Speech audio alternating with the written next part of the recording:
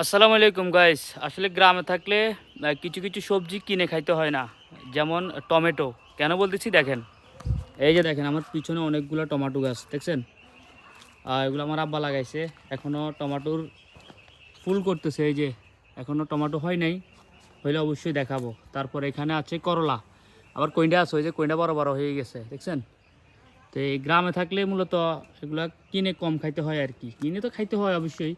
আবার এদিক দিয়ে সিমও আছে, সিমের ফুলও বাইরেছে। আবার আপনাকে যদি দেখাই তাহলে আরেকটা জিনিস দেখাচ্ছি, এই যে লাউ আছে, এই যে লাউ আছে, কদু আছে, এই যে দেখছেন মোটামুটি হয়েছে। এদিক দিয়ে আবার কমলা গাছও আছে। তো এগুলো মোটামুটি কি কিনে খাইতে হয় না, এখনও তো হয় নাই, হইলে অবশ্যই আপনাদেরকে দেখাবো। ঠিক আছে, এটা হচ্ছে গ্রামে। আর বেগুনও আছে, এই যে বেগুনের ফুল করছে, এই যে এই যে বেগুন গাছে ফুল করছে দেখছেন। তো এটাই হচ্ছে গ্রামের দৃশ্য। সে ভালো থাকবেন। আর এটা হচ্ছে নোয়াখালীতে। আপনি কোন জেলা থেকে আমার ভিডিওটা দেখতেছেন কমেন্টে জানাবেন।